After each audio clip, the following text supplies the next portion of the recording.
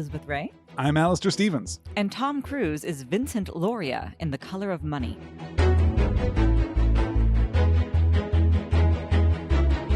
I love the care you took with that name.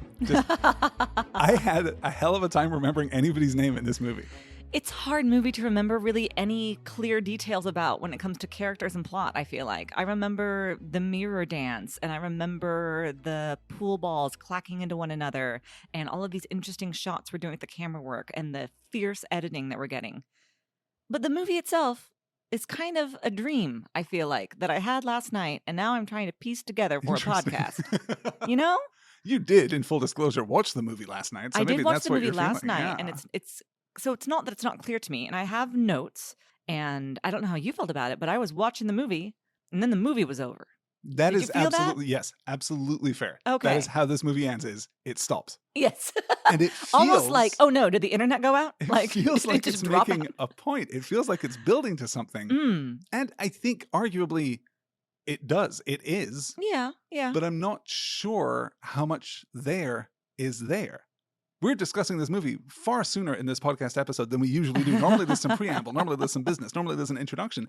But I think we're both a little baffled by this movie. I think so. And I'm interested to hear from you because you've done so much more work and research. You also watched The Hustler. I did watch The Hustler. You read The Hustler, or most I did of? read The Hustler. Okay. Yes. And then was there another sequel book that There Color of was. Money? Did you read that? I looked at it enough to get that it was the same kind of writing style Okay. as Walter Tevis's first book. Yeah. Okay. So I'm hoping that you're going to be able to help me get some of these pieces to fall into place. But now Well, frankly, I'm wondering. hoping so too.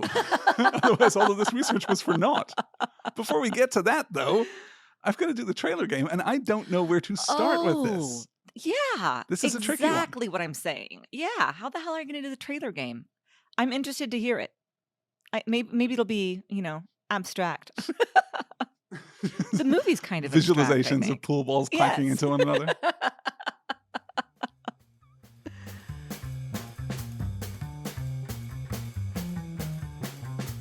After 25 years, Paul Newman is back as Fast Eddie Felson.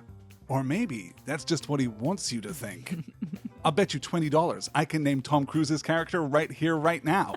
Vincent Price. Damn, you took me for all my money. How about this? How about Double or Nothing? Double or Nothing that I can tell you the name of Mary Elizabeth Mastrantonio's character. Carmen. Last name? No last name. This is a Scorsese film. What's a woman going to do with a last name? Following up, the blockbuster success of Top Gun. Tom Cruise is very weird and quiet in Martin Scorsese's The Color of Money.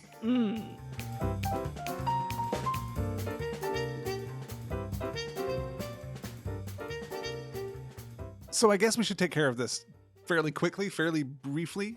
You are not the world's biggest fan of Martin Scorsese, or at least the work of Martin Scorsese. Yeah. Well, I think being generally positive about the man himself, right? I am told I ought to be positive about the man himself, and so I am trying to continue to give him, the whole tip my hat, the due respect that the Sure. man has apparently earned For being one of the pillars of modern yeah. American cinema. Like, it's difficult to extricate his influence absolutely. from cinema in general over the last 30, 40 years. Yeah, and I'm not usually somebody who has what you might call an authority problem. Like in general, I'm more of a teacher's pet type. Sure.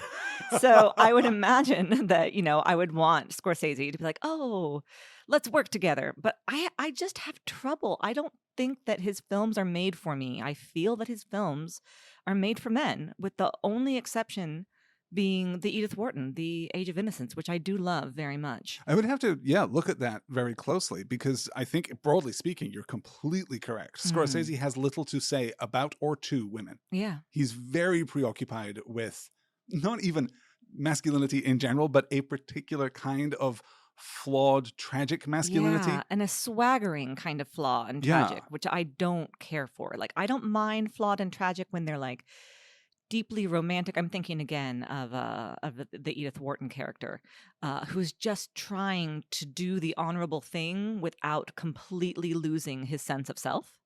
That is interesting Which is to me. a recurring theme in Scorsese's work, yes. Yes, but I think more often you see just characters that I cannot root for or care about. I'm not one that gets off on rooting for the villain. I know that a lot of people do and find that kind of work exciting and fun, and I understand the reasons why, even like psychologically. Yeah. It just doesn't usually work for me.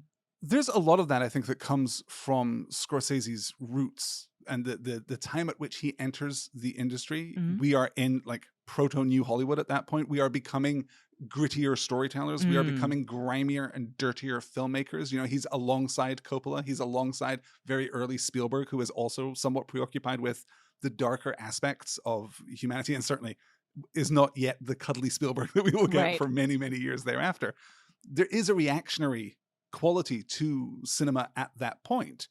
And I think we can see that in Scorsese's early work. But for me, the understanding, the revelation that unlocked certain aspects of his filmmaking and certain aspects of his narratological approach is that he is fundamentally very sentimental. He is a very sentimental filmmaker. I think we see that as clearly in The Color of Money as in any of his other films. No, that's interesting. He Can you walk me wants- through that? It's his closeness, right? It's his intimacy. He wants to be very close to the subjects of his films Mm-hmm. because he innately believes that they are worth our time, our attention, our study, our compassion, our empathy. And he goes a long way to communicate that through his very excellent technical filmmaking craft. But if you are not open to an emotional and an empathetic connection with that character, Yeah. and you needn't be, right? There's no law that says you have to be open to these connections, then the filmmaking is not going to reach you. It's going to leave you cold. You kind of have to come in with a certain buy-in, which I think is maybe why the films of his that work best for me are the films that are already in a milieu that I care about, whether that is The Color of Money or it's The Aviator, right? I love The Aviator. The Aviator is not vastly different from any other Scorsese film, but I really like that one because I like the underlying story. I like the performances. I like the era. I like the setting. It's Sure. not just mafia dudes in New York, Yeah, yeah. which is a whole subgenre of filmmaking unto itself, largely inspired and caused by Scorsese. And I just can't find it in my heart to care. Yeah. I just can't. Yeah, So whether we're doing the very twisted anti-hero, right, like his Robert De Niro films, right. or we're doing his Goodfellas, we're doing Casino, we're doing something that's a little bit more stylish, that's a little bit more glamorous, but yeah, also and edgy. has some more fun. Sure. Wolf of Wall Street was that way, was more fun. Exactly. Yeah. I also think that there really is something to Scorsese's filmmaking that is ephemeral. I think that there is Yes. something to Scorsese's filmmaking that vanishes on the palette even as it is being enjoyed. Yeah, something dreamlike, I think. Yeah. You Mhm. recently watched Wolf of Wall Street. Yes. How did you find that? I had fun watching it. I Mhm. really did. I have no desire to go back and watch it again. It did feel still misogynistic to me. Like, I don't understand how a person could watch it and not feel that way. And I always feel that the female characters are just completely there to serve the male characters. Like, Yeah. I love your joke. Carmen doesn't need a last name. Yep. And it's true. And my understanding is that Killers of the Flower Moon tries to get away from that. But even that, was because people pushed and pushed and Yeah. pushed and said, you're following the wrong character. I'd like to dive into that just a little bit more carefully. Do you think that, because obviously Wolf of Wall Street is depicting a very misogynistic era, it's depicting Yeah. misogynistic characters. Mm-hmm. Do you think that the film itself is misogynistically dismissive of the female characters? Is it representing that viewpoint? Does it just not care? It's certainly not doing the work to balance or address that oppression of women. Right. I think the interesting thing about the women in these films is that they all have their own pretty clear storyline and backstory, but that the film just doesn't seem to care about that. Yeah. Like, it's given to us, which always feels like I feel a little bit taunted by that almost. Like Mary Elizabeth Mastrantonio playing Carmen in this film gets this incredible, rich backstory and her own very well-drawn character. And then literally vanishes from the last scene of the film. Absolutely. It Physically doesn't disappears. matter Yeah. in the end. And that just really bothers me. I don't Yeah, know. no, it bothers me. Like, it's better than not giving her any character whatsoever, but I don't know. It's almost worse too, because the potential is there and then gets squandered. Yeah, it's the application of solid craft in the service of something that ultimately the filmmaker does not care about. Right. And I don't think that Scorsese would claim to be a storyteller for women or Right, even about sure. women. Yeah. He's very clear that he likes writing about men, likes making movies with Bob De Niro, does not like the Marvel Universe at all. Those are like the big Scorsese high points that you want to encapsulate there.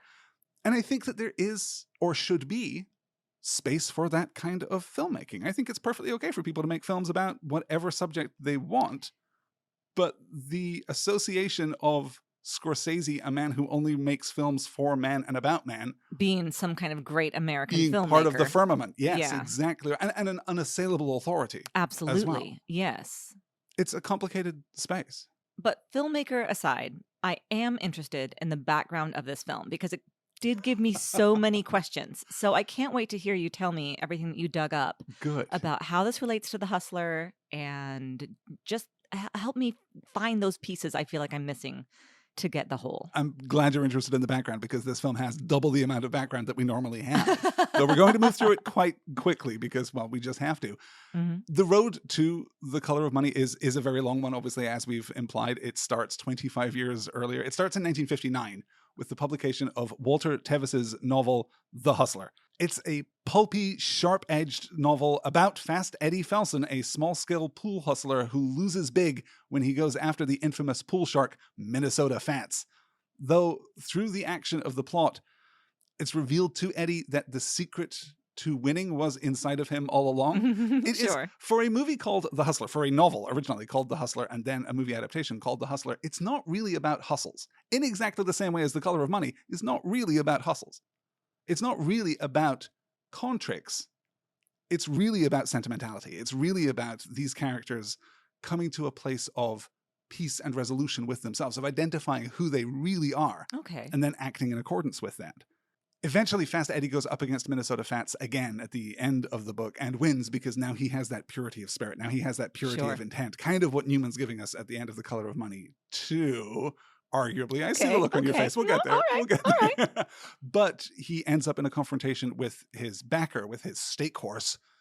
He refuses to give his backer money, and his backer tells him that you will never play pool in this town again, or any other town, because apparently all pool players know each other. Yeah. They have, like, I don't know, some seem to be secret CB network or something. Yes, a part of this mythos for sure. Rex Lardner at the New York Times described Tevis's book as, quote, a tense, jolting trip to the tough, dusty, smoky, ball-clackety, money-filled world of the pool shark, which is pretty great writing, honestly. That is pretty great. Ball-clackety. I like that. The novel is an immediate success. Several big Hollywood players express interest in optioning it for development, including perhaps most notably and most readily, Frank Sinatra was going to option the book and obviously star as Fast Eddie himself.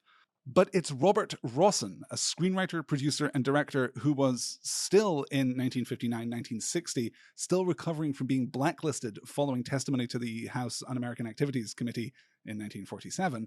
He is still recovering from that, trying to make his name again. He options the book and begins developing the script alongside writer Sidney Carroll. That's Tevis's first novel. Tevis's second novel, by the way, is The Man Who Fell to Earth, that would later be adapted into the David Bowie movie. Oh, wow. And I guess also a miniseries that came out last year starring Bill Nighy and Kate Mulgrew and Naomi Harris, who is Daniel Craig's Moneypenny. Oh, yeah. And Chiwetel Ejiofor in the lead. Wow. So we should probably check that out. I guess so. Yeah. That's interesting. Yeah. After selling the rights to the movie, Tevis moves his family from Kentucky to Mexico, where, according to his own personal account, he gets drunk and stays drunk for 8 months. Whoa. We'll circle back around to him 25 years later. Bobby Darin was in contention for the lead role, which makes a lot of sense. But Mac the Knife. Yeah, exactly. Big Mac the Knife energy. But the producers finally persuaded Paul Newman to take the role. He did not want it, but was persuaded to take it alongside Piper Laurie, Jackie Gleason, and George C. Scott. That film shoots in New York City beginning March 6, 1961, after 3 weeks of very intense rehearsals, including teaching Paul Newman how to play pool. The budget was set at $1.5 million, and Newman agreed to take a smaller salary in exchange for a percentage on the back end. He wound up making a lot of money off of that film. The film was a commercial and critical success and was nominated for Best Picture, Best Director, Best Actor, Best Actress, Best Supporting Actor twice for both George C. Scott and Jackie Gleason. Wow. And Best Adapted Screenplay. But in the end, it only won Best Art Direction and Best Cinematography, in large part because that was the year of West Side Story. Oh, West Side of Story course. ran the Swept. table. Yeah. The only reason that The Hustler wins art direction and cinematography is that at the time, the Academy was still dividing the categories between black and white photography and color photography. Oh, wow. That's Yeah. wild. Okay. Yeah. You watched a little bit of The Hustler over I my did. shoulder, as it were. What did you think of it? I mean, Paul Newman is undeniable. He's got something, whatever that star quality is. He definitely has it. That is a phrase that we have said to each other several times over the last few days. Yeah. Paul Newman is undeniable. He is. He really is. Yeah. And I haven't seen very many Newman films. To me, growing up, Newman was the ranch dressing guy. Sure, So yeah. that was my grandma was like all natural before all natural was cool, and organics before you could find them anywhere that wasn't a health food store. So I remember that. And she had on VHS Butch Cassidy and the Sundance Kid, which is Sure. also him, right? Yep, In absolutely. Redford? Him and Yeah. Redford, yeah. But I somehow never watched that. So I don't have a lot of Newman in my bones. But I sure You saw him this week. Like, would really like Butch Cassidy and the Sundance Kid. I Oh, think yeah? you would like both of the movies that he does with Robert Redford, Butch Cassidy and the Sundance Kid and The Sting. I think you would really like. yeah. I The have seen both Sting, of that's those the other because one. I am a big Robert Redford fan. Sure. Okay. Mostly because of Sneakers, of course, which was very Yes. influential in my early life. I do love Sneakers. I should note that Newman is nominated for the second time for the Academy Award for Best Actor for The Hustler. He will be nominated 4 more times before he eventually wins. Wow. He was always the bridesmaid. So let's talk about Newman. Obviously, yes, one of the movie stars of the 20th century. He's born in Shaker Heights, Ohio in 1925. He falls in love early in his life. He is professionally acting on stage by the age of 10, where he performs at the Cleveland Playhouse in a production of St. George and the Dragon. He graduates high school in 1943. He serves as a communications officer in the Navy during the war. Afterward, he graduates with degrees in drama and economics from Kenyon College in Ohio. He's part of the Belfry Players in Wisconsin and the Woodstock Players in Illinois. Then he goes to Yale to study drama. Wow. But he's only at Yale for a year before he moves to New York City and starts studying at the Actors Studio with Lee Strasberg. It's 1951. Newman is married to his first wife, Jackie Witt, and he is about to start making a name for himself. He makes a huge impression first on the stage as a part of the original cast for The Desperate Hours and Sweet Bird of Youth, but he moves quickly into TV. In 1954, he's a last-minute replacement for James Dean in a live TV version of Our Town alongside Frank Sinatra. Wow. I don't think that any recording of that performance exists. At least I couldn't Yeah. find one, but wow, I would love to see that. He's basically shadowing James Dean through the first few years of his career.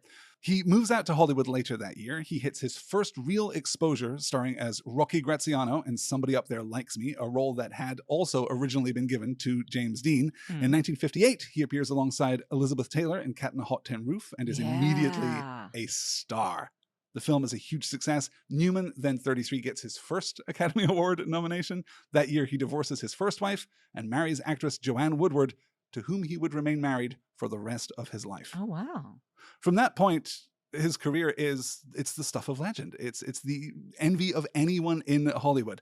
1967, he stars in Cool Hand Luke. 69, Butch Cassidy and the Sundance Kid, which was written by William Goldman. I don't know if you knew that little detail. No, I didn't know Yeah. that. That's great. Wow. That same year, he joins forces with Barbra Streisand and Sidney Poitier to create First Artists, a production company intended to give actors more say in their future projects. Every, That's cool. 30 to 40 years, someone tries that same thing over again. Mhm. One of these days, it's really going to work. 1969 is also the year in which Newman discovers the other great love of his life. While training for the movie Winning, about a driver competing in the Indianapolis 500, Newman discovers a passion for motorsport.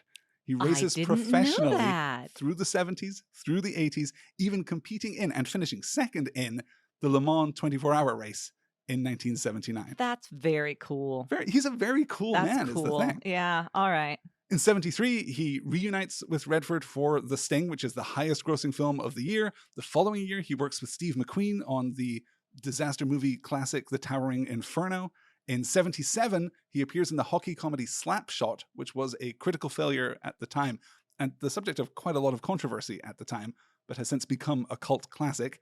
In 1982, he works with Sidney Lumet and stars in The Verdict, earning his 6th unfulfilled Best Actor Wow. nomination. Uh-huh. That is also the year where he begins Newman's Own, a food company which donates 100% of its profits to charitable programs designed to help children. In 2018, the company announced that they had passed the charitable donation mark of $500 million. Wow, that's very cool. I like you, Paul Newman. So around this time, the early 80s, Walter Tevis, the author of The Hustler, he's putting the finishing touches to what would turn out to be his fifth and penultimate novel, The Queen's Gambit, which was later adapted into that Netflix series with Anya Taylor-Joy. That's also a Walter Tevis novel, is also a very well-written piece of work for what it's worth. Struggling as he always had with his health, Tevis decides to revisit The Hustler and write a novel picking up with Fast Eddie Felson 25 years later. The book is published early in 1984. It's an immediate hit, being generally recognized as superior to the first book.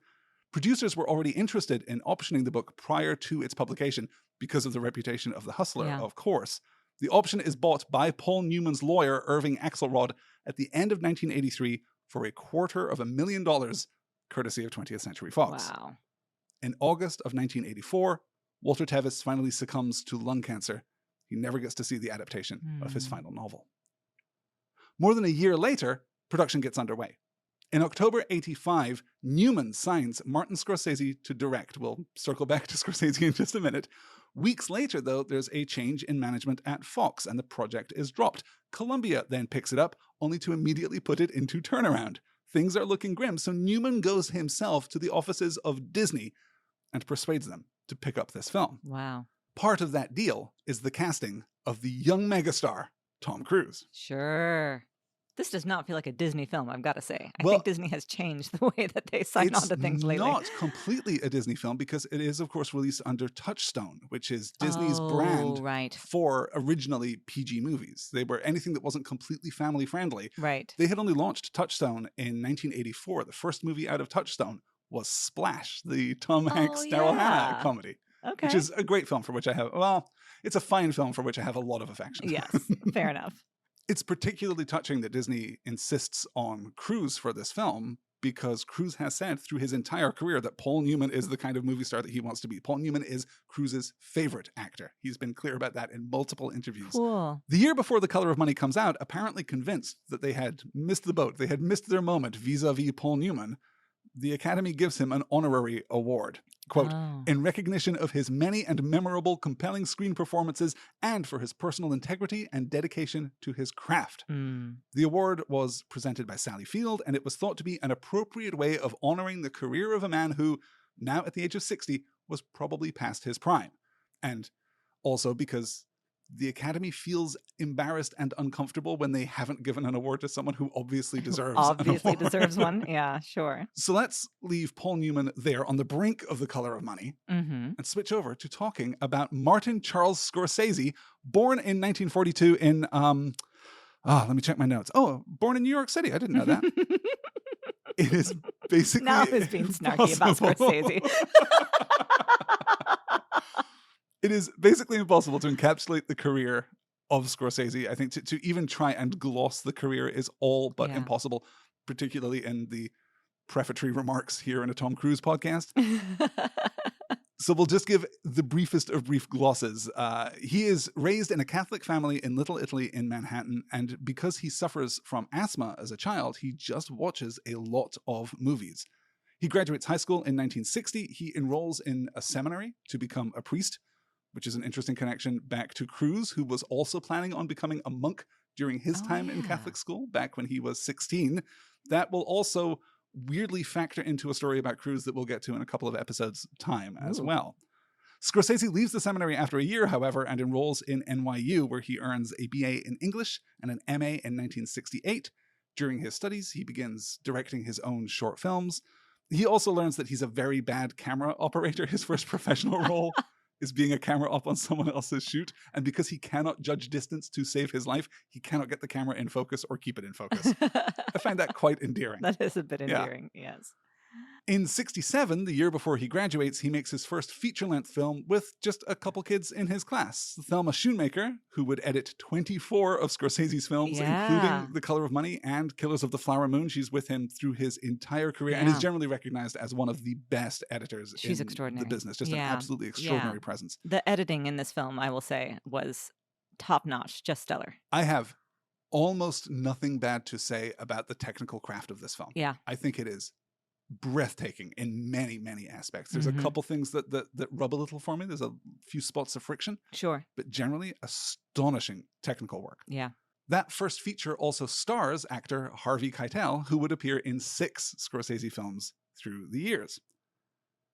Scorsese works as an AD while making friends and connections with the new Hollywood movie brats, as they termed themselves, of the 70s. You know, De Palma and Coppola and Spielberg, and a promising young visual storyteller named George Lucas. Scorsese works with John Cassavetes, and then he falls in with Roger Corman, the pioneer of low-budget popular cinema and a direct mentor to Scorsese, to Coppola, to Jonathan Demme, to Joe Dante, to James Cameron, and basically everyone who represents American popular cinema in the 80s and 90s. Do you notice anything specific about these names? That they're all men? All men. Yeah. I feel like I have to say about Thelma Shoemaker, too, that the reason that editing has so often been done by women is not a nod to any kind of like progressive feminism in Hollywood, but rather the idea that editing was women's work because of the way that it is similar, they thought, to sewing. Exactly. Because of the way you cut the film, stitch the film back together. They set up the original editing rooms in Hollywood back in silent film days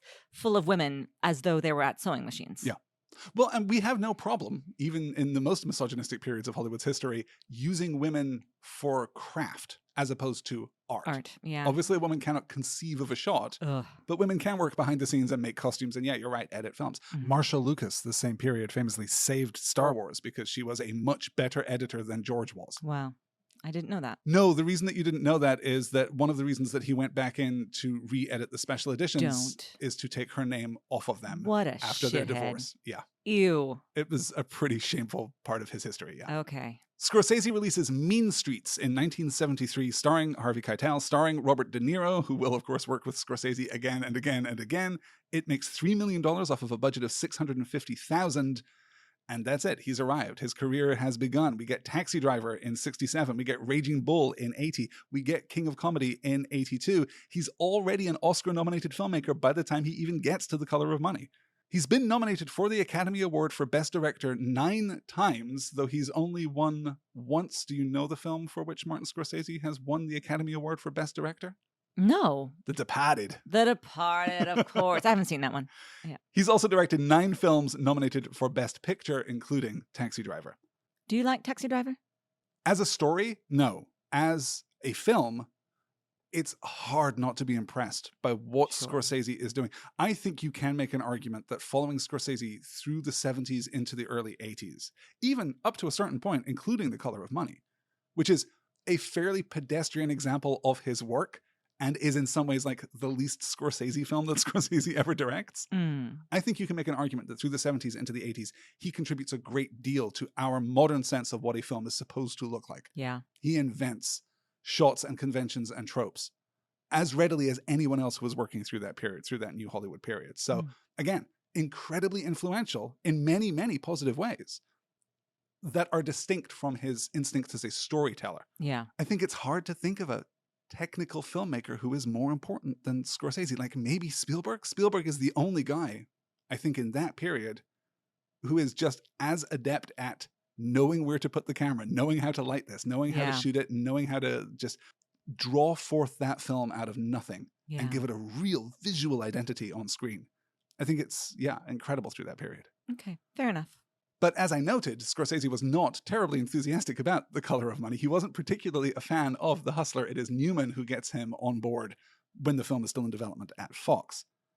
The other missing piece of the puzzle here is Mary Elizabeth Mastrantonio. She was born in 1958 in Lombard, Illinois. That makes her 4 years older than Cruise, which she definitely plays to the hilt in this film. She attends the University of Illinois and breaks basically straight out of college. She's an uncredited extra in Scorsese's King of Comedy, but her first real performance is De Palma's Scarface, where she plays the sister of Al Pacino's Tony. The Color of Money, though, is her star-making performance. She goes on to be James Cameron's muse for The Abyss in 1989. She appears alongside Kevin Kline in The January Man that same year. She marries the director of The January Man, Irishman Pat O'Connor. They are still together. Oh, that's lovely. Mastrantonio is also, famously beautiful and formative for 12-year-old me in Kevin Reynolds' 1991 blockbuster, Robin Hood, Prince of Thieves. Oh, of course. What a crush I'm sure you must have had. Such a crush. I still have such a crush on Mary Elizabeth Mastrantonio. Yeah. I think she is so beautiful, so terrific. Never really had the career that I think might have been expected. Kind of had some bad experiences, most notably working with Cameron on The Abyss. Right. But is incredibly successful and Harris, on specifically, stage. I think, as well as Cameron, Yeah, right? The Ed combination Harris, of those two men. Yeah. Which was a notoriously difficult shoot Yes. and taxing for all involved, of course. Yes. But yeah. Can you tell us the great story about the crew t-shirts? I love this story. Oh, the crew for The Abyss had t-shirts that said, "Life's Abyss and then you die." Which you just kind of have to love. Yeah. I did discover while researching for this podcast, because we have a running thing about director's editions and alternate cuts and all of that stuff. Yeah. Did you know that there's an alternate cut of Robin Hood, Prince of Thieves that was released in 2003? No. Which raises the running time from 143 minutes, like a slight and paltry number, 143 minutes, barely a film, to a positively girthy 155 minutes. We probably need an excuse to watch that. They also remastered it for Blu-ray, so I haven't seen that film since. Released in 1991, I haven't seen that film since probably 1994. So oh my gosh! Wow, it's been a long time. Yeah, maybe that can be the Patreon bonus episode that we can put up for vote from our patrons. I love that we give something to Mary Elizabeth Mastrantonio rather than to Scorsese or Tom Cruise or to Paul Newman or Paul Newman, even frankly. We should also probably mention Forrest Whitaker, who shows up in this film for a banger of a scene right when it needs it most.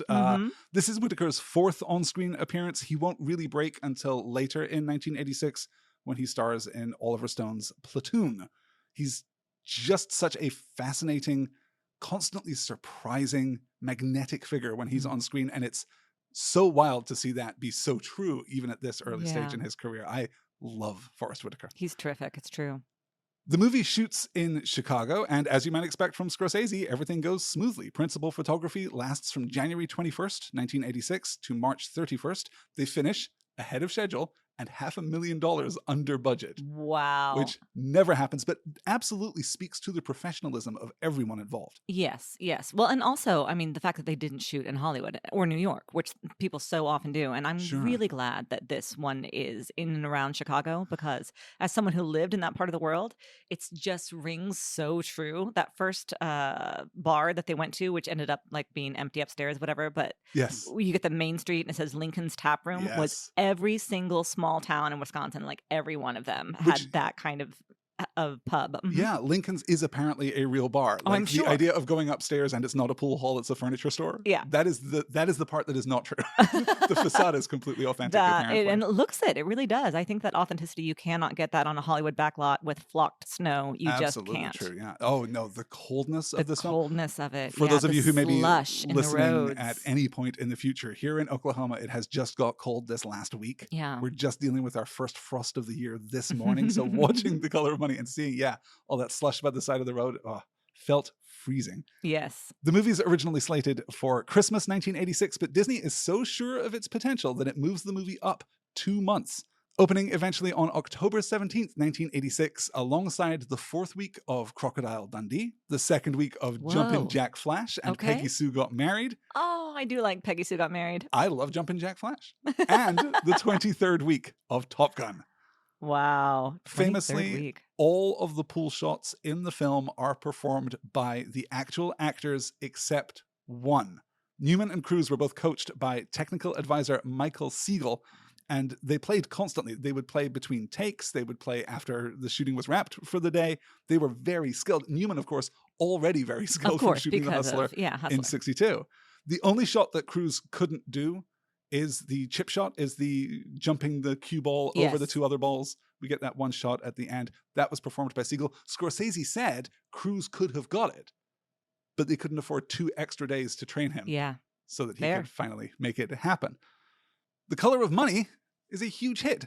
Newman and Mastrantonio are both nominated for Academy Awards, as well as Richard Price for the screenplay and the production team for art direction. It grosses $52 million off of a budget of $15 million. It would have been a landmark success for Cruise if it hadn't already been overshadowed by the phenomenal success of Top Gun. This would have made him a star if he hadn't already, been a star. Over time, though, the reaction to the movie is kind of weird. It kind of sours, never into outright condemnation, but into a kind of middling shrug of a response. That is very much how I feel about it. A middling shrug. Roger Ebert wrote, quote, "If this movie had been directed by someone else, I might have thought differently about it because I might not have expected so much. But The Color of Money is directed by Martin Scorsese, the most exciting American director now working, and it is not an exciting film. It doesn't have the electricity, the wound-up tension of his best work, and as a result, I was too aware of the story marching by." I'm not sure I can completely side with Ebert there because it was feels there a as though story? there's little story and little marching to be Very done. little marching. Yeah. Particularly Trudging, in the back perhaps. half. Yeah. Paul Newman would work consistently for 20 years after The Color of Money and would even be nominated twice more by the Academy, Best Actor for 1995's Nobody's Fool and in 2003 as a supporting actor in Road to Perdition. His last role, famously, is as Doc Hudson in Pixar's Cars, and it is too bad that that is a bittersweet punchline because that is a phenomenal performance in a entirely middling film.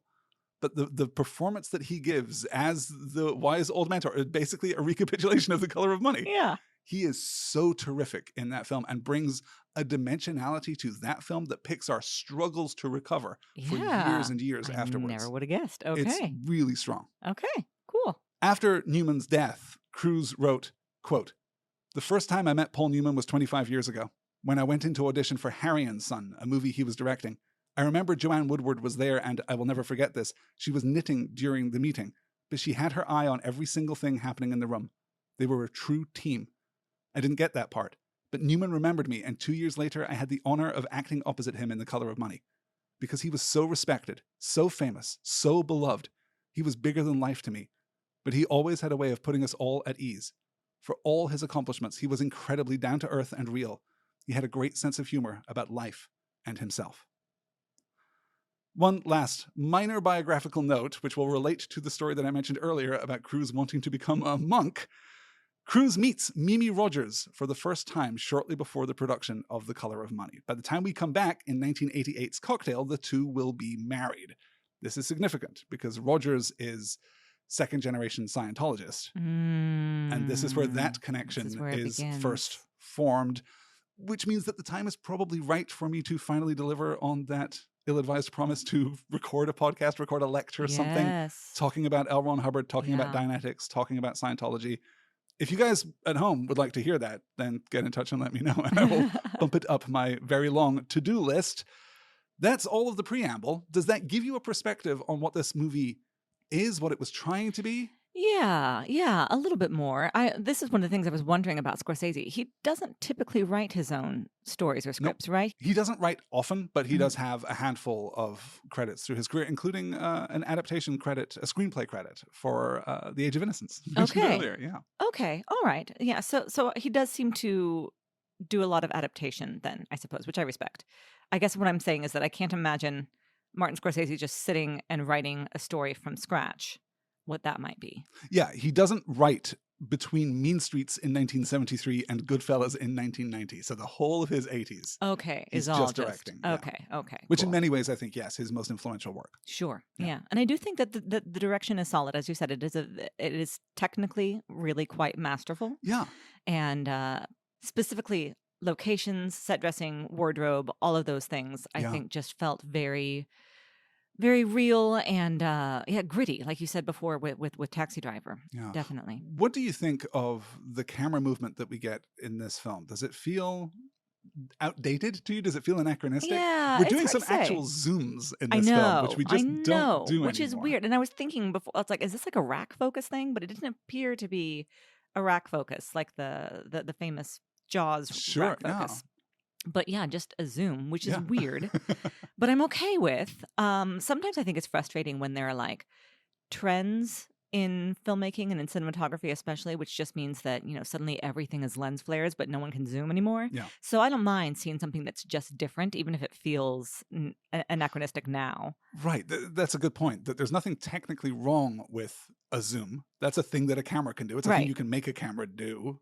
The only reason that we don't do it now is that it feels like films from the 1970s. Exactly. It just feels outdated now. Yeah. It is interesting to me, as much as we talk about this not being a particularly, signature piece of Scorsese filmmaking, it doesn't either feel like The Hustler at all. There's Oh, almost no sure. replication of The Hustler, No, which the is little bit itself of a Hustler. gorgeously shot film. Yeah, the little bit of the Hustler that I saw looked more Citizen Kane, like very Much more, very stagey. Yes, Yeah. staged, and the camera was well back, but everything was in focus.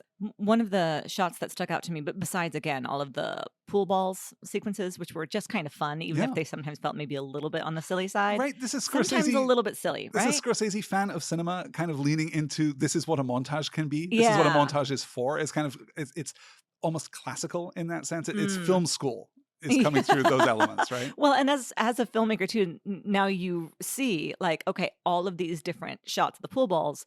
This is like one day's, okay, now we're getting coverage of the pool balls. You know what I mean? It's exactly. not in any of these places. They just all have to be the green felt, no maroon felt, because all of our push-ins are going to be on the green felt, you know? So that's interesting. Though in general, the ability of this camera to simply observe, I think is admirable. It really makes a lot of the dialogue sequences work. You're so right that for all that we're willing to cut frantically, that we're willing to cut for effect, we're also willing to just let a scene play out Oh, yeah. in a very objective kind of way. I love simply seeing two actors on screen talk to each other Yeah. without cutting it to ribbons with shot, counter shot, over the shoulder, reverse angle. We don't have to do that when you've got actors of this caliber. Right. Yeah. What do you think in general of these performances? Are they working for you? Are they strong for you? I think everybody's good. I think Tom Cruise is probably my least favorite, but that's maybe not his fault. It's maybe that he's just doing something different from his usual Tom Cruise thing, so I have trouble buying it. That's part of the response to this film that I don't Right? completely understand. We mentioned in last week's episode about Top Gun, Roger Ebert having this idea of the Cruise picture. And we Yeah. were talking about how The Color of Money fits that rubric perfectly. It fits that rubric perfectly. We've got the mentor, we've got the craft, we've got the arena, we've got all of that stuff. What we don't have is Cruise being Cruise. Right. Yeah. This is a proper performance. I don't like Vincent like at all. That's I the think he's a thing. Yeah. bad As I kid. don't like Vincent, so it's really hard to He's- say. I think that the performance is there. Yeah. It's just not what I expect. This is not Yeah. the Cruise ego, cocky, charming performance. It Mhm. breaks into that in certain moments. But generally, Yes. I think this is And I yeah, think those are my real favorite piece of moments. work. Like all of his weird like bow staff tricks that he does with his Yeah. pool cue. The first time I didn't like it, but the second time I thought it was really kind of fun and interesting and yeah, much more cruisy, much more physical, I suppose. Yeah. It's crazy He's a for very physical actor. absolutely, yeah. Mm. It's strange in a film where we have both Paul Newman criticizing Julian, John Tortura, for using cocaine. And then Oh, he yeah. geth that monologue later about how back in his day it was all booze and now it's Yeah, cocaine and Booze methamphetamine. is more human. right? Yeah, that was interesting. Which is a great monologue. I thought Mhm. it's crazy that in a film that is preoccupied with the presence of cocaine in pool halls, there's no suggestion that Vincent is using cocaine No. despite the quality of that Or performance. really even alcohol most of the time either, right? Doesn't He's seem to be. generally pretty sober. Yeah. Yeah. Let's get into it then and Okay. talk first about these titles. We had some questions over on the Discord about these titles. They're weird. You mean the absurd font and Yes. the color choice? Yes. Why? I can't tell you why. Unfortunately, I can tell you who, if that's Okay. any help. These titles were designed by Dan Perry, who is a designer who has worked on, frankly, an incredible number of films, designing titles and credit sequences for, among other things, the opening crawl for Star Wars. Oh, That's this guy. okay. The Exorcist, Close Encounters of the Third Kind, Airplane, Nightmare on Elm Street, which is Nightmare on Elm Street very was exactly what I was cinematically going to go close, for. yes. Is that it really does remind me of that. He did Field of Dreams. He did Robert Altman's The Player, which has a fantastic weird. title sequence. Yeah. Kevin Smith's Mallrats, Gangs of New York, The Aviator. He has 274 credits for title design alone on IMDb. That is He so did weird. a brief video, like a 5-minute video for the Academy, talking about title design.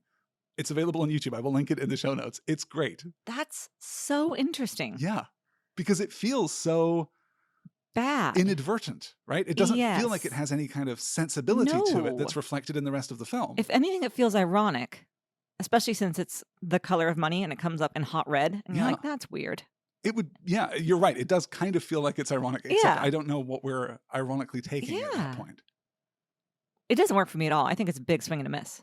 It is at least a swing. Doesn't make a strong impression for me either, I have to Oh, say. I think it does make a strong impression, but the impression is that it's bad. You're right. It doesn't make a good impression for me Right. either. And that is only compounded when we get close-up shots of a cigarette smoldering in a glass. Yeah. And Martin Scorsese himself giving us a voiceover about pool. That was him. That's I Scorsese. wondered whose voice that was and why Yep. it's so New York. I have no idea why that is in the film.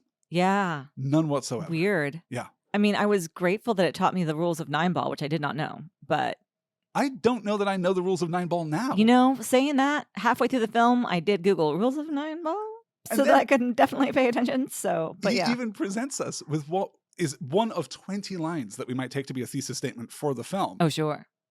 But for some players, luck itself is an art. Okay. Okay.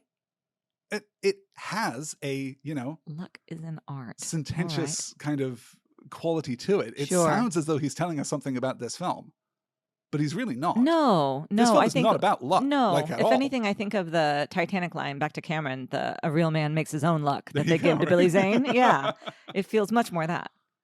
25 years after we last saw him, there he is.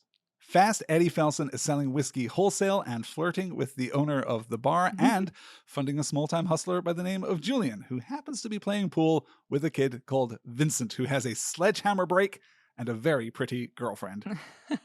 I want to say again, because I would like to say it 4 or 5 more times in the span of this podcast, Paul Newman is incredible. He is Yeah. undeniable. This performance knocks off my socks. This Yes. is old school Hollywood acting, and it is brilliant. I completely agree. I Yeah. don't think he puts a foot wrong.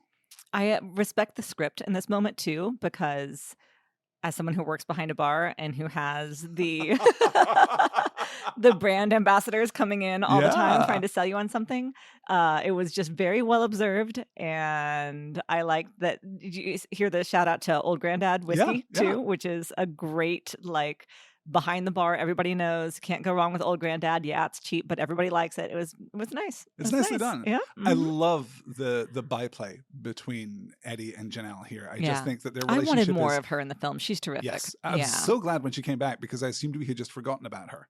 Yes, as we so often do. Right. Mm. I love too that she doesn't come back to any purpose exactly.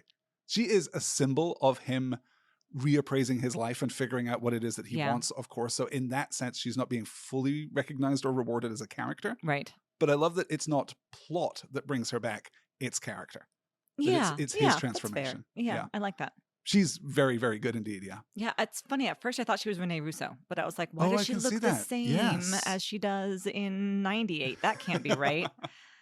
So that's our introduction to Cruz as well. All cocaine energy and very high hair. This is Very high hair. very atypical Cruz hair. So silly. This hairstyle is coming back. Have you noticed? I have. I'm not thrilled about it either, but it was amusing to me. Makes me grateful to be a bald man. I'll He tell you quite what. reminded me of a guy that I work with, as a matter of fact. So it was pretty funny. How do we feel about the, borderline appropriative qualities of Vincent here? He's obviously intended to be a young man of Italian origin, Yeah, of Italian descent. In the name alone. Yeah. They don't seem to really lean on that to me outside from the original And the introduction. accent a little bit, yeah. The accent. He's Does he giving have? it's still Cruz, so he I was he gonna never say, really does a he's voice. not an accent work kind of actor. That's actually fair too. It's more in the rhythm and in the mode of his delivery. His voice is clearly, I think, different in this film than it is in other Mhm. films when he's giving a more general Cruz performance. Yeah. There's more specificity here. It does feel more, I don't know, Queens. It's got a Sure. quality Sure. The to fashion is interesting. I cannot get over his earring. Can you? it. The earring is so terrible. It's so know. terrible and weird. And why is it just standing out so much? I've seen them with earrings so many times. Why is it so weird? I'll tell you what I genuinely love though, Uh-huh. is his shirt. Oh, this is Vince. His Vince shirt Yeah. is genuinely good. great. Yeah. I don't know if they're available on Etsy. I would might wear go that. and buy one. Yeah. If you had one for behind the bar, that would be so cool. Everyone loves anyone that just says babe. Yeah. I always get compliments. Despite himself, Eddie cannot help but be fascinated by this precocious young player.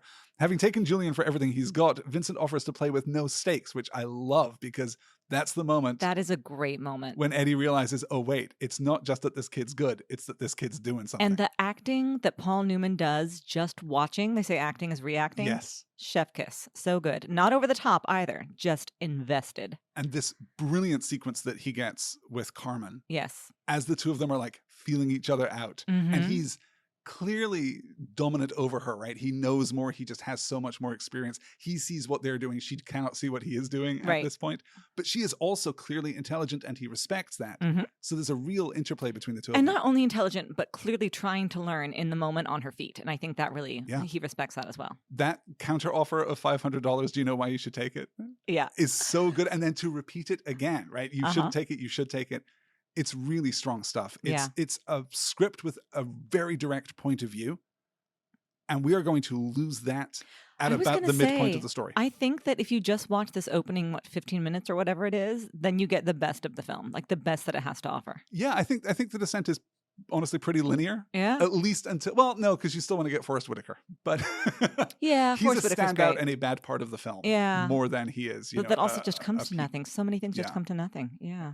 Ironically, that is very similar to The Hustler, which sets out Mm. with all of this energy and all of this intensity and then just loses its way, Just loses its stumbles narrative downhill. momentum. It's a shame.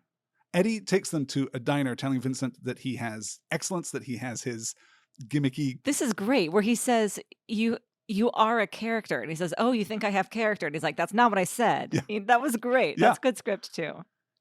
Eddie claims to be a master of what he calls human moves, which he then demonstrates by conning Vincent and Carmen out of the price of dinner by betting that he can leave with the woman at the bar in less than 2 minutes. Right. Which, of course, he does. He does not mention that he already knows the woman at the bar and offers her a ride home. Right. Which is pretty cute. The next day, we get another great scene between Carmen and Eddie because she has figured out his move from the night before. Yeah. This was maybe my favorite part of the film. This right is, here. I think, a real high point. Yeah. And it just came to nothing, which is so disappointing. Her story about being the driver for her boyfriend who robs Vincent's mother's house. Uh-huh. It's all so complex. It's all so crunchy. It's all so nuanced and contradictory. And Mhm. you're absolutely right. It is setting up an expectation for the rest of the film that the film has no interest in delivering on. At all. Yeah. Yeah. It really is. It's really kind of a slap in the face. It's really disappointing. If I was Mary Elizabeth Mastrantonio, I would be pretty pissed about it, honestly. Except I think that she comes out great from it. She I does. Yeah. think And that it's a stellar performance, I should Yeah, say, too. yeah. She's really terrific. From there, we catch up with Vincent at his day job at Children's World, where Eddie tells him about this Oh, yeah. 9-ball tournament in Atlantic City in 6 weeks. Vincent needs to go on the road and figure out who he is so that they can then subsequently take the tournament for a lot of money. Eddie tells him that Carmen has 1 foot out the door, which is, of course, the right lever to pull. This is, yes, you're right. We just had the best scene, which is Eddie and Carmen in the car Mhm. talking about her past and kind of continuing to feel each other out. In some ways, their ongoing negotiation of one another is my favorite subplot. Yeah, definitely. But much like the backstory that was introduced in the previous scene, it doesn't go anywhere. It's just Yeah. resolved. Yeah. Yeah. For some reason later on in the film, we decide that the character who is interesting is Vincent, and it's not. Vincent is only ever interesting as almost a plot device, as a MacGuffin. Right. But when they part ways with Eddie, we expect everything I know about film tells me that the film is going to follow the mentee and not the mentor. We're going to move with the new Yeah, generation. sure. We're going to stick with Vincent and Carmen and find out how they're doing. And instead, we just stay with Eddie. Yep. So that, in a sense, our most vital protagonists absent themselves from the story for, what, 20 minutes? Yeah, that's a good point. Yeah. And that is when things just start to trudge. What do you think about the hustle aspects of this script, or the con man aspects of this script? What do you think about Eddie telling Vincent that Carmen has 1 foot at the door, that she's bored, that she's ready to go? Yeah, I mean, I think that those are, in some senses, the most fun that the movie ever has. I like, particularly when he starts to describe to them the 2 brothers and a stranger routine. And Love as soon as that, he yeah. starts to describe it, they cut hard to them doing it. Brilliant masterclass. Thank you, Thelma Schumacher. That's some real Soderbergh Ocean's 11 kind Gorgeous. of work. It is. Yeah, which I always love. And I like the Ocean's movies too, like those kinds of heist films. Yeah. I find interesting, and I find con man stories interesting. You know, think of Sawyer and Lost. I find all that Sure, stuff sure. fascinating. But I don't know. I could have done with more of it, I should say. Yeah. It felt shoe leathery to me when we used it. Well, because the film isn't really about that. No, And isn't which really is fair. interested in It's that. not. And is actually, perhaps contrary to a lot of what we might expect from Scorsese later in his career, is kind of about removing ourselves from the game and the gimmick Yeah. of being a con man, and instead finding something that is true and deep and personal and passionate. Do you Which is think- that Eddie really loves playing pool. I was going to say, but did we? Well, that is part of the ambiguity of the ending. You know, we'll talk about the weird ambiguity and extensive conspiracy theories that people have about this film when we get to its last movement. Okay. Because we have to first introduce the Balabushka queue, which is a gorgeous prop, a beautiful thing. These are real. They were handcrafted cues made by Russian emigre George Balabushka, who only made 1,200 cues in his career between 1959 and his death in 1975. Wow. We actually get that note later. That's a real Balabushka. I heard that guy died like 10 years ago. Yes, in fact, he did. For real Balabushka cues that come with all the proper documentation and are in good condition, prices start at $1,000. Wow. Okay. I like that. That's one of those fun things that it's just something I had never considered, you know, expensive, terrific pool cues, except that I know, just as being a kid who had a pool table in the house for a little while, even though we didn't quite have room for it, that my dad was always so specific about not ever putting any weight on them so that you wouldn't bow them. Specifically when Tom Cruise is doing the whole thing where he's got like the pool cue is behind him on his neck and he's got hands resting on it cool on either pool guy side. stance. Yeah, except that that's really bad for the cue, right? My dad told me that. Is it true? I'm not sure. Are you a pool player? We should talk about this. Okay. I do enjoy playing pool. I'm not very good at it because of a technical reason that is frustrating to me, which is that I am right-handed, but I'm left eye dominant. So I find shooting pool and shooting rifles, which is not a thing that I would be interested in doing, but is a thing that I was taught to do in my youth. I am just not good at it because there's just a disconnect between the way my hands want to. I shoot pool left-handed, and so I'm not very good at it. But if I try to do it right-handed, I can't set up the shot. That's too bad. It is too bad, yeah. What I can do is I can have somebody, and this is what my dear friend who used to produce my podcast, Randy Mitchell, taught me because he had a pool table at his house growing up, was if somebody can just like point to me, this is where you need to hit the ball, then I can make that happen. But I can't do the math to set it up for some reason. Yeah. And I don't know if that's just like geometry and angles, but then trying to get my hands to work in such a way, I don't know. It's just tricky for me. What about you? Always enjoyed playing pool, and you know, I'm tall and I have long arms. I was going to say that's nice. Height. Yeah, so I'm 5'3", it feels like an unfair advantage. Definitely. Pool tables are so small, though. I grew up, you know, drinking early in bars back in Scotland, playing snooker, where the tables are just much, much larger. Oh, That's sure. closer to straight stick pool, I guess, which we never see in this film, but No. which we mention and was the game of choice back in The Hustler. Yeah. This idea of the advent of 8-ball or 9-ball pool that the kids like because it's faster. Sure, really Texas Hold'em. There's Yeah. something, right? I thought of that too. There's Definitely. something really interesting about that commentary, and it doesn't go in. See also my previous complaints about this film. Yeah. It's really interesting. It doesn't go anywhere. Yeah. Yeah. In any case, we're 33 minutes into the film and we are finally on the road. It's a pretty tight, pretty efficient first act. And yes, it's probably the high point of the whole piece. Eddie tells the kids his backstory, which is basically a recapitulation of what happened in The Hustler. The first pool hall they try has been turned into a furniture store, which is such a great reveal. Scorsese putting the camera that far back so that Newman is so small entering into that set and just holding it for a long time. Such an effective piece of visual storytelling there, I thought. Yeah, they do a lot of shots where one of the characters is in the foreground but out of focus. Yeah. Or vice versa. But you absolutely know who that person is, which I think is really interesting. It has a lot of faith in the actors to deliver, and they do. Yeah, I particularly love that at the beginning of the next sequence when we finally have our first real pool game. We go into that hall. This is the sequence that ends with Paul Newman leaving Tom Cruise to get beat up. Yes. And coming in and slapping him in the face and claiming to be his dad, which is so good. Ultimately, again, doesn't really go anywhere, but it's such a great sequence. That is a great sequence. Near the beginning of that sequence, we have Newman in the foreground in focus and Mastrantonio comes in behind him. Yes. It's very effective. These two pressures, the angel and the devil on Vincent's shoulders. Again, the film behaving as though Vincent is our protagonist, even though ultimately we're going to be more interested in Eddie. Yeah. Yeah. The next sequence is the brief moment in the motel where we get the glimpse of Mary Elizabeth Mastrantonio in the bathroom, in the shower. She is naked and seems to know that she is being reflected in the mirror. Absolutely. In a way she that is looking Eddie can see at her. Eddie, and Eddie is looking at her. How do you read that? Do you read that as he will later accuse her of trying to flirt with him, of trying to manipulate him? Yes. That is a very ugly scene of confrontation, I think, when we get to it. How do you think we are to understand that plot. Do you think that she is manipulating him? Yes. Okay. Yes. No, she, in her mind, has two cards to play. One is that she is smart, and one is that she is hot.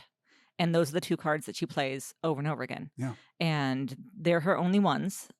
I think we could have done it without actually having to see her naked, though. That's the part that frustrates me, that I feel like a male filmmaker is just like, oh yeah, and then she's there and she's reflected and we see her naked body. And you don't need to. Yeah. Like if it's shoulders and up and Paul Newman's eyes widen, we get it. We don't need to put the actor in that position. There's another scene where she just walks into the pool hall and everybody turns to look at her because she's a beautiful white woman who's in this part of town that is predominantly black and male playing pool. And there is a sense of her wielding a certain kind of power just by walking in the room and being beautiful. And I find that really interesting. And I do think it speaks to her character, and it speaks to what Paul Newman sees, or forgive me, what Fast Eddie sees in what she can bring to this triumvirate of theirs. Yeah, absolutely. And telling her specifically, like, I'm the hard ass, but you've got to keep the sweet talk. You've got to keep him comfortable. Is that what he says? Yeah. Yeah. He recognizes that if they work together, that they can keep Vincent on the straight and narrow. And indeed, ultimately they do. But her power is not like his power. No. He even calls it out at one point. He doesn't say the word pussy, but that is what he is thinking and saying. And she was like, what are you talking about even? Like, what weapon do you mean, or whatever? And he doesn't say it, but you see her understand it, I think. Well, and that's the interesting thing about Mary Elizabeth Mastrantonio playing this role at the top of her intelligence, right? She's really bringing herself and her complexity to this role. So it's difficult for me to understand when we have those moments of, what are you talking about? I don't understand. I'm not getting it. Is that true? She seems smarter than that. Yeah. I don't think it's specifically true. I think she's daring him to say it. Exactly. Yeah. Yeah. Because she knows. It's clear that she knows. And it's clear that she's using. In that specific instance, yeah. Yes. Yeah. Using the powers that she has. I don't think that she is playing a feminine character, which I think is great too. She does not coddle Vincent at all. She protests whenever she is treated as the little woman, even though Vincent often tries to do that. And she only gives into it when she does see that it's going to help their long game. Like when Eddie walks her out to get a cab, it's not because he doesn't think that she's safe there. It's because he thinks that Vincent will play better if she's gone, which is ultimately true. And I think ultimately why she does go ahead and leave. Oh, that's an interesting distinction, that Vincent will play better if she is gone versus Vincent will play worse if she is there. Right? Yeah, kind of either way. Mm-hmm. Active both ways, perhaps. Yeah, I think there are moments in her performance when she puts up with Vincent, obviously is putting up with him. He is very physically expressive toward her in a way that is, from time to time, more like a younger brother, kind of needling her, more than it is a grown-up person with whom you are in a relationship. Yeah, they don't have any kind of romantic chemistry, I don't think. They really don't, but even that is fascinating. Mm-hmm. That's kind of the angle that she gives in that scene in the car when she's talking about her like past. He's always kind of a mark, right? Yeah. Well, and the idea that all of this is a hustle. Yes. And that Carmen is behind it all is a common theory online. And it should be. That should be how the movie ends. It's really frustrating that it's not. It's interesting that you mention the black characters in the next scene, because the hustler, an extremely white cast. There are, I believe, 2 black actors in the cast, one of whom is a janitor and the other is equally minor, right? I think gives a towel to Jackie Gleason at one point. That's it. This character that we are about to meet, Orvis, who is played by the brilliant Bill Cobbs. Great, yeah. Who you know from, great. That Thing You Do and Agents of S.H.I.E.L.D. and Demolition Man, and brilliantly, PBS-friendly Canadian children's education show, Dino Dana, in which he plays the elderly neighbor. He's the sweet neighbor guy. Exactly. That's cute. Yeah. He's terrific. He's great. supposed to be the same character, and indeed that is supposed to be the same pool hall. That's what I thought. From The Hustler. It's not. Neither of those things are true. Okay. But it is supposed to be, yes. Okay. So that idea that he came up from being the janitor at this place and now owns it and is a figure of authority and respect, that's a really nice arc, even if it's imperfectly landed in the reality of the film. And having these black actors in this scene certainly makes the scene feel more varied, more dynamic, more urgent, more modern.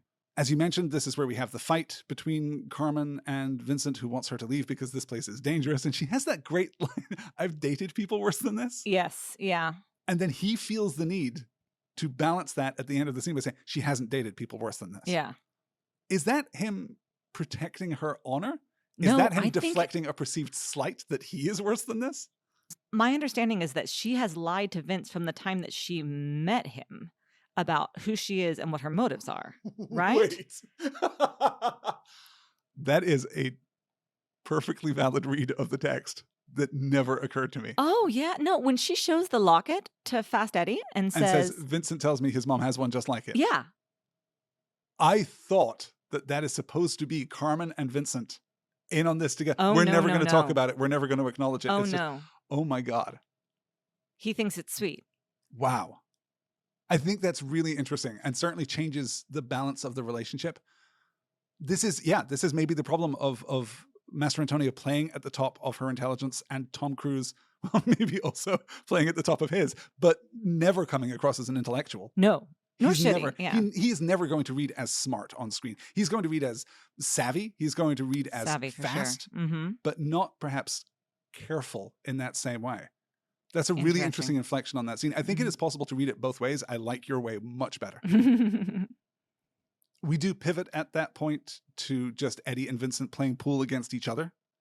And we have, as a way of like garnering interest from the locals. Yes. Mm-hmm. And this is Paul Newman's greatest opportunity to just rant about how the world is bad now. But it's so good. I could watch him do it for hours. I think it's just terrific. The facility that they both have with the game of pool. Yeah. You know, incidentally, in this dialogue scene, we're just casually going to be making amazing shots. We'll do 2 or 3 in a time for a single shot without a single edit. Yeah. It's gorgeous to behold. That's great. Yeah, it really is. This is the point, though, where we get the first iteration of Vincent being unable to keep his ego in check. He is supposed to lose. He is supposed to be humble. He cannot do it. Eddie leaves in disgust, goes back to the motel room. Yeah. And finds Carmen in a state of undress. Yeah. And here again, where she's definitely trying to get a rise out of him and definitely trying to wield power over him. And he responds really grossly by basically physically assaulting her. Yes. To put her back in line. Absolutely physically assaulting her. Yeah. I really like what he says to her in this sequence. I really like the content of, I'm not your daddy, I'm not your boyfriend, we are business people. Yep. I do not like that he has to emphasize that with what is a very frightening and blunt physical assault. Yeah, absolutely. And especially after the little bit of The Hustler that I saw, he definitely smacks Pepper Laurie in the face. Yeah, he does. Yeah. I don't like it. Vincent, meanwhile, is hustling the one guy he was told not to hustle, and he's using the balabushka. This scene, by the way, when he has the case, he's asked what's inside the case. This is the inspiration for the title of John Carmack and John Romero's breakout industry-transforming 1993 video game, Doom. Doom is called Doom the video game is called Doom the video game because of Tom Cruise saying Doom in this scene, because these nerdy kids, Carmack and Romero, just thought that was the coolest moment in cinema history, which is now kind of silly. Definitely. They are about to, by the way, this just crossed my newsfeed earlier today. They are about to host a live stream on, I think, December the 10th, which is the 30th anniversary of Doom. Wow. Did you ever play Doom when you were a kid? A little bit, but not very much. Yeah. Not I really watched your my kind friend. I had a guy friend who was 2 or 3 years older than me who I watched play it a lot, but I didn't play it very much. I played Descent and Heretic. It always astonishes me that you played the much nerdier, much more obscure and complex versions of this game. Your constant surprise and delight. Thanks, darling. Eddie returns to the pool hall as Vincent is grandstanding, and this is technical accomplishment, the likes of which we see all too rarely. Really this great. Shot is a knockout. It is a 50-second uninterrupted shot where the camera circles the table, the whole pool table, 4 complete times, while Cruise sinks 5 balls in succession without cutting away from it at all, while lip-syncing to, performing to Werewolves of London. It's incredible. And doing the weird cue bow staff tricks. Yeah.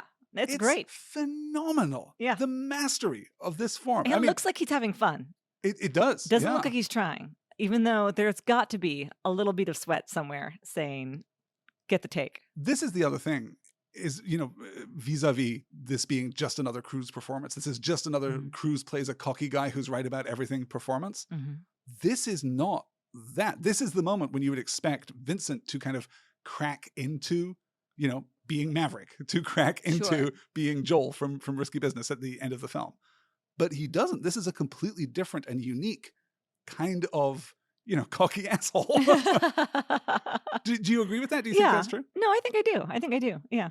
He's not likable in this in a way that you usually kind of depend on Tom Cruise to be likable. No, absolutely. Which is smart for the purposes of the script, because he is supposed to be, goading these people. He is supposed to be. And he is. And he really is. This is where we get punchable Tom Cruise. Yeah, absolutely. For my friend Katie. Yes.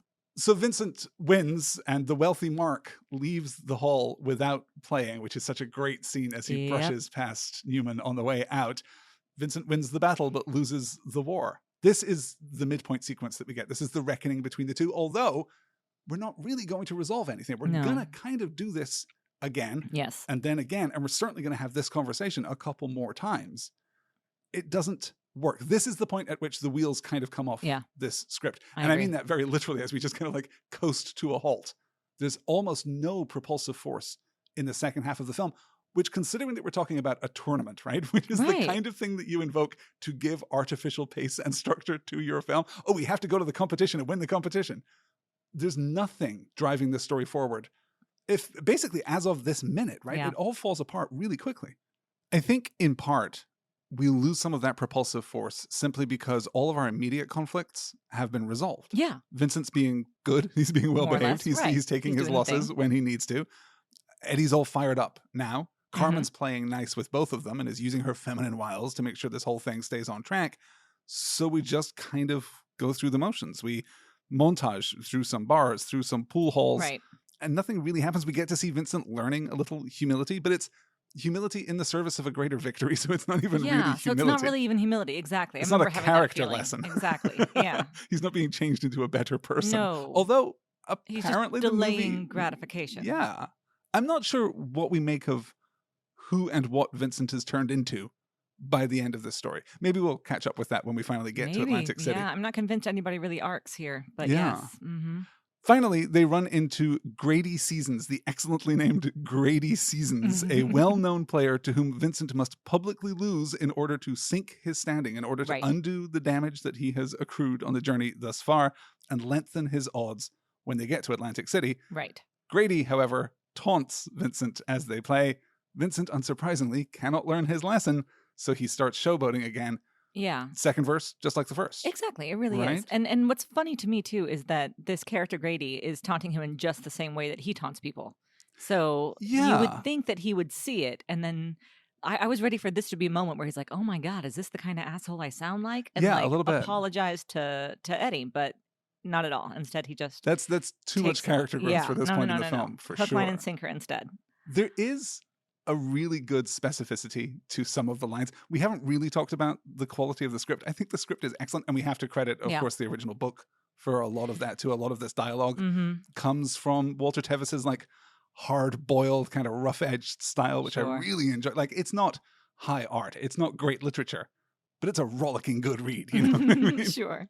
So a lot of those lines, I think, work really well. I always think of the guy that Eddie will eventually beat when they are in the tournament, who just repeats the line twice. Yeah, I didn't deserve this. Yes. Yeah. And the second time, Eddie says, yes, you did. Yes, you good did. Writing. Yeah, it's good writing. And as we've said before, you can hand Paul Newman a monologue and you will get magic out of it. So the script, I think, is excellent and really deserved that nomination for adapted screenplay. Yeah. And I'll say, too, while we're talking about technical aspects of the film, we've kind of praised Scorsese's technical acumen moving through this film. But here, as Vincent is showboating with Grady and the plan is starting to dissolve, we do this weird overlay transparency effect with Paul Newman's face. Yeah, that's right. I do remember that. Kind of weird anyway. But at the end of the shot, as the camera is rather sickeningly moving while we're doing this transparency, which is just a weird effect and kind of made me feel, unhappy in my stomach. We finally end up with a transparency of Paul Newman overlaying Paul Newman's face. And I don't need that disappointment in stereo. I really don't. It's a weird, weird choice. It reminds me of nothing more than the end of Twin Peaks: The Return, when Kyle MacLachlan's disembodied head is superimposed over, 10 minutes of that penultimate episode? A crazy choice for Lynch. An insane choice for Scorsese. Right. Carmen intervenes, warning Vincent, as you might expect, that if he keeps winning, they won't be having sex anytime soon. Right. So Vincent throws the game just as he's supposed to. And I guess we're supposed to see here Carmen as the mediating influence. What do you think of her using? You mentioned earlier that she possesses both intelligence and good looks. Mm-hmm. What do you think of her using her feminine wiles in this somewhat hacky, but also maybe ultimately believable way? I mean, this is the whole point of her character. This is what she does, if not who she is. Definitely a part of her manipulation that we were talking about earlier. Mm-hmm. I find it interesting, especially when, as I said, I thought that she was like more of the brains behind the operation than she turns out to end up being. When I really thought that she was pulling strings with both of them, it worked for me even more. Me too. As such, it's a little bit sad. It's a little bit hacky, I think, but yeah. When you say that this is what she is, do you mean conceptually? Do you think that Carmen, as we meet her in the first act, is only capable of this? Do we think that she is now like out of her depth, that she is out of her class, that she's out of the realm of her experience, and that this is the only thing that she can do? Or is this just a film that's uninterested in exploring what she is capable of? I think the latter. I think the film isn't interested. I think that we use her to serve the plot and the story and break her when we have to. We didn't finish talking about that last sequence because we wanted to get past, of course, the assault of it, which is terrible when they're there in the hotel room. But then remember, Eddie looks up and sees that the pool key was gone. Yeah. And she gets this, oh, I'm so sorry. Like, oops. And then she's not smart anymore. You know what I mean? Just for that moment. But this ties back again to the weird phenomenon of this film, which is in that moment, I am expecting her to be playing a game. I'm expecting her to be... Me too. I was expecting that. Actively duplicitous, but it comes to nothing except out there on the fringes of the internet, if you're willing to take out your machete and fight your way through the vines and brambles into Reddit, you can find people postulating that, in fact, it is all a con by Carmen, that she is the one who wins out at the end, etc., etc., etc. And the film does leave enough space that if you want it, you can go looking for it. But yeah, it's not super compelling. Yeah, I think it's underserved. Speaking of underserved character motivation, this is where Eddie decides that no, he is going to take the cue. He's going to go out by himself. He's going to go to the local club. He's going to put $100 on the table in what is maybe the most baller move I've ever seen in my life, and just wait for someone to come up. Yeah. I like that sequence where he's playing with, the harmless local, I guess. Mm-hmm. And this all leads, of course, into Forrest Whitaker. By the time that Vincent and Carmen show up, he is playing Forrest Whitaker. Yes. We mentioned earlier in the show what a terrific performance. It's a great performance. It really is. Yeah. What are we to take from this? What are we to take from the hustler getting hustled? What are we to take from, again, an odd, spacious exchange of dialogue toward the end, when Paul Newman is asking him repeatedly, are you a hustler? Are you a hustler? Are you a hustler? Yeah. And he's not answering. When I'm talking about conspiracy theories, by the way, that weird last line, do I need to lose some weight? That's a weird line. It's off key. It's out of kilter. It's maybe just a product of that character being a little odd.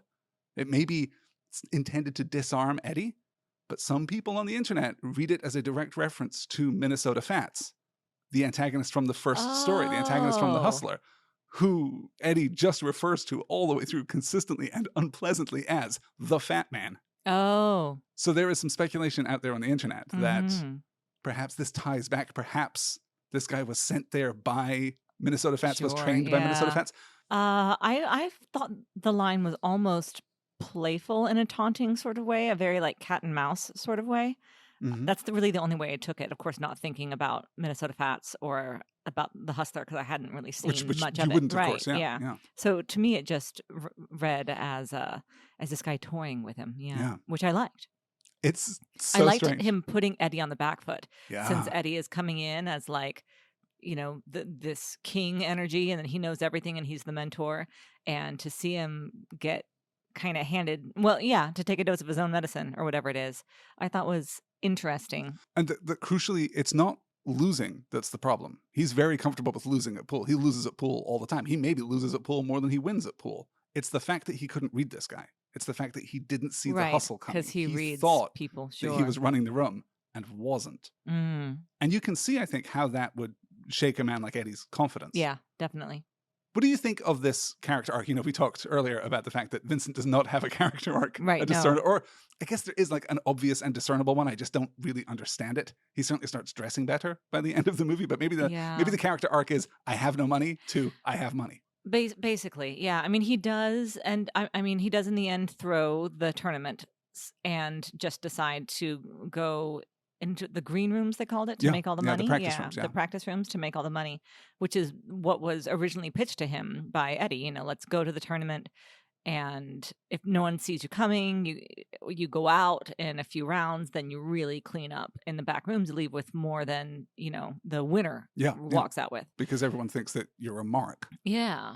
Which is kind of, I guess, the opposite of Eddie's progress in this story, right? Eddie starts off as the hustler and through the movement of the plot learns a genuine passion for pool. Like he just wants to win. Yeah, then he wants to win. So they kind of switch places, I guess, in that way. To an extent, I think. Yeah, although even at the end, as they face off, it's about the quality of the pool.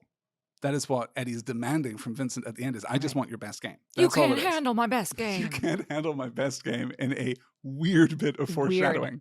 Weird. That line would not have hit the ear as hard as it does now in 1986. But yeah, now it's familiar to us from a future film that we'll talk about in just a few weeks. Yeah.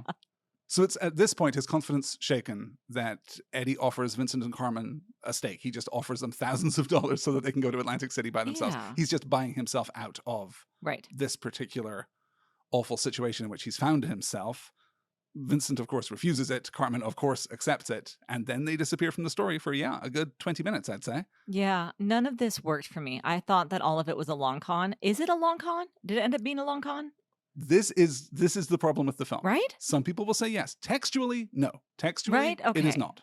However, there is enough space. There is enough weirdness. There are enough odd fragmentary lines that some people look at this and start connecting dots. Right. Some people have the, corkboard with red thread on it. Yeah. Otherwise, it just feels like a temper tantrum to me. It's very like odd toddler energy all of a sudden. Well, no, I think that we can read his real disappointment, his real shock in this moment that he comes into the film believing that he can run the table. He comes into the film believing that he can manipulate anyone into doing anything. That's how he presents himself to Carmen the first time they meet in the bar. It's already what we meet him doing as he's selling whiskey. Right. He's very successful at that because he's got the hustle. Then he has his desire to play pool and be excellent, to win the game, rekindled by his time with Vincent. He gets to see that actually winning is important too, that it's not just a means of making money. It's also about the glory and the contest and the win. And excellence. And both of those things come crashing into each other and into the body of Forrest Whitaker in this moment. He doesn't come out to this bar to test himself. He comes out to this bar to demonstrate excellence. That's the cocky move of coming in with this killer cue, putting it down on the table, slapping $100 down and just waiting. Right. Because he knows what is going to happen, because he can read people. In a very short span of time, in front of his protege and the hot girl that they're dragging along. Yeah. He demonstrates that he cannot read people. He demonstrates that he has... At least not this one. Yeah, at least this one, he has lost his touch. So I can see in that moment fear, and I can see doubt, and I can see something even more significant, perhaps, like an existential something about the nature of who he really is. Does something similar happen in The Hustler?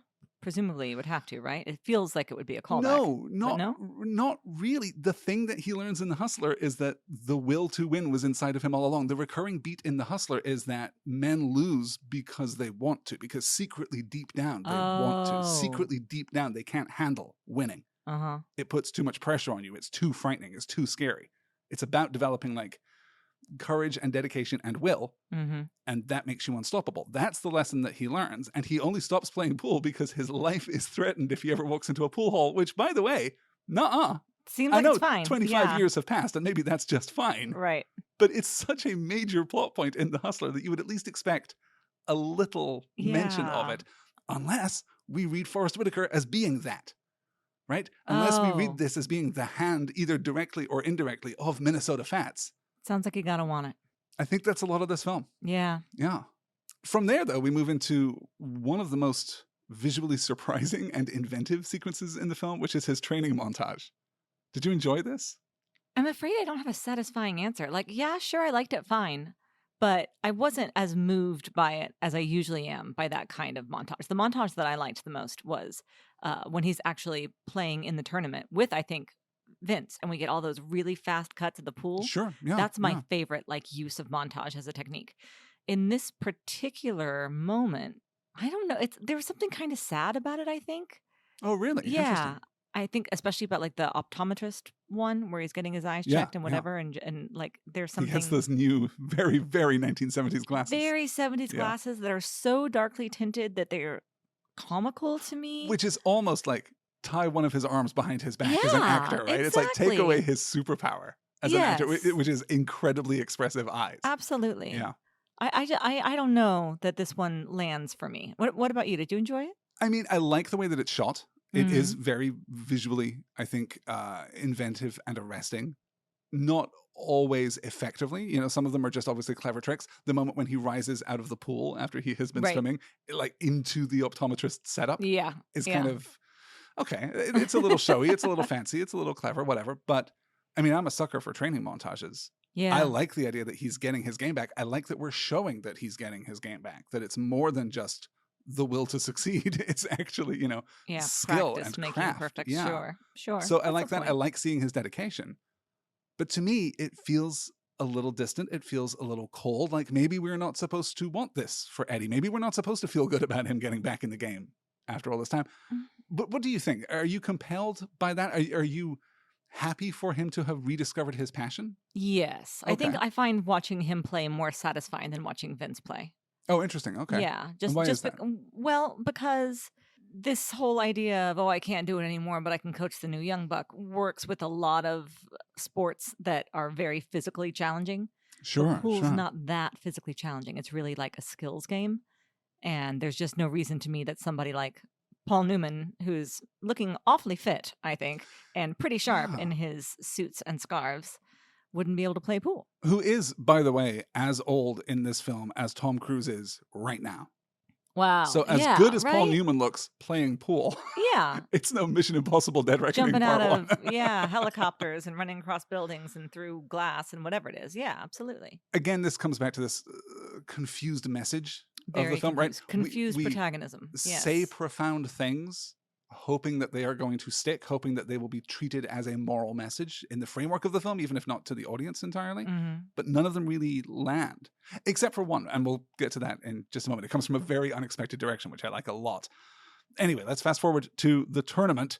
Eddie wins his first match, and then in the bar that evening, he sees Vincent and Carmen working together to hustle another player, which is the moment when we see how much Vincent has changed, when he berates Carmen for not taking this man for the $2,000 that he had, right, and settling for $1,500. Mm-hmm. He's turned into something darker, I guess. Yeah. But again, we're not going to address that. Nope. We're not going to wrestle with that dimension of his character. It's just going to be an ongoing element, I suppose. And this is perfectly, well, maybe not perfectly, but skillfully playing the game that Eddie taught him. So exactly right. Yeah. But we deal with neither the consequence to Vincent's character or Eddie's culpability in turning this young man into a monster, because the movie fundamentally doesn't believe that this young man is a monster. They're monsters, yeah. Right? Yeah. He doesn't think that this is artifice and theft. Mm-hmm. They treat it like it is a game. And maybe in some element it is, right? I don't really understand sports gambling. I don't have that thing that makes people want to gamble. I don't really understand the appeal of it. But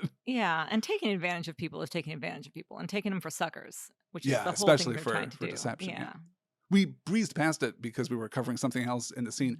The earlier moment in the pool hall when Vincent wants to take pity on the guy who's had the tracheotomy. Yeah, absolutely. It's like, no, this guy's breathing through his throat. I feel bad, you know? Yeah, and Eddie that was better. Hardens him to the point of getting him beaten up. Yeah. To teach him a lesson. This is the fruits of that poison tree. Right. But the film is disinterested in reckoning with it. Definitely. Is this just part of Scorsese's, I don't know, a kind of romantic cynicism, right? Yeah. A romantic ideal that people will just fall into a mundane kind of tragedy? I guess. You don't look enchanted by it. I just don't like following this kind of man for so long. Like in Wolf of Wall Street, we do something very similar, but it's so heightened and elevated and silly that it's a romp. this is not a romp. Yeah. You know, Yeah. it's just very gritty and unwholesome in a way that just doesn't appeal to me and my sensibilities. But has these spaces like the interior of a cathedral where there are moments of stillness and silence into which you can pour your interpretation, your faith, your belief, and come out with something that feels transcendent, that comes out with something that... Is this just a hollow space into which we are interpositioning profundity? Is that the jerkiest question I've ever asked you on a podcast? I mean, there's no answering it. I'm leaving this in. My humility is, lest I become Vincent, I have to leave that question on the record. Okay. Oh, and maybe go wash my hands. Vincent and Carmen offer to let Eddie in on the scheme, but he demurs. He has a game in the morning. He's here to play it straight. The next day, Vincent beats Grady and Eddie beats Julian, which is very satisfying. Both of those matches very obvious, very pro forma almost, but enormously emotionally satisfying at least. And of course, their next match is against each other. You're absolutely right. This sequence is, wow, powerful, fast-moving, high-octane. It's cool. It's Yeah. really impressive cinematography and performatively editing. too. Yeah, Mhm. absolutely. Eddie wins and congratulates a petulant Vincent after the match is over. But the next morning, as he is relaxing in his hotel room with Janelle, Yeah. the kids come to visit and hand him an envelope full of $8,000 because the con worked out. Yes, this is where we find out that Vincent dumped, he calls it. Yeah. He let Eddie win. Took a very public fall. Yes, and shows how obvious it was and exactly when he knew how he was going to do it and how he had to make it look just right. And of course, he knew it was going to be the 5. That's the worst thing, is that he demonstrates a greater capability at pool Incredibly. in losing like this than he would have in winning, or at least that's how he sees it and how Eddie takes it. And how Eddie takes it too, yeah. Which is a nice moment to see kind of the light go from Eddie's eyes. Again, I'm not enamored with either of these two gentlemen, so I kind of find I get kind of a smug smile to see this happen a little to bit. see Like, an well, old man what get did you broken fucking by think circumstance. was gonna happen? You taught him to do this, old man. You But know, that's the point. He again didn't read it. He's Didn't not read it, heartbroken once by again. losing at pool. Right. He's But, heartbroken that's because he didn't see it. That is a good point. Yeah. That that's his bit of magic and skill that he's lost, is his ability to read a room and read someone's motive and intention. Yeah. And that he doesn't have that anymore. He obviously gets rocked back on his heels by this revelation, and the next morning, as he is competing in the next round, he forfeits. Before he even competes, Yeah. he forfeits. He Yeah. puts away his cue and then very publicly returns an envelope stuffed with $8,000 to Vincent in the front row of the stands. Kind of baller. And I don't know how the that was world amusing. of professional pool works, but I feel like somebody had an idea what was going on. yeah, someone's probably got to investigate that. Some Mhm. steward is definitely going to have to Mhm. look into that, I feel like. And this, for me, is the absolute high point here at the end of the film, and it is all Janelle.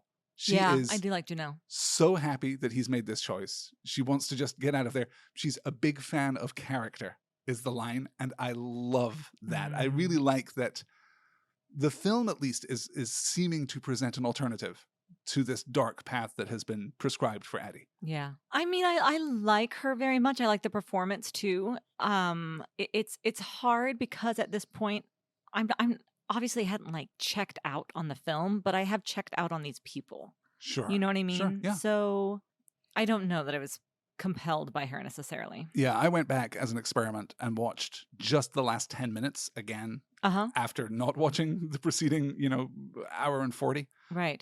And I've got to say, I think it plays much more powerfully in isolation than it does inheriting the sluggish pace of the preceding act. Yeah. I think that the end of this film is actually deceptively strong. It's just that last moment of irresolution. Right. And everything that preceded it kind of weighs it down uncomfortably. But I do find that moment to be very powerful. I find that moment to be very lovely and tragic because Eddie does not go away with her. Right. He does not take this route out. Instead, he wants to test Vincent again. As Eddie says, it's even, but it ain't settled, which I think is a really interesting. And again, another of these great lines. He and Vincent need to play out one last game. And if he loses this game, then they'll play out another last game and another last game and another last game because he is never going to stop being this, as tragic as it is. We should acknowledge, as I mentioned earlier, that this is the scene in which Carmen disappears. Yeah, she walks into the room with Vincent, carrying his pool cue, and then is gone.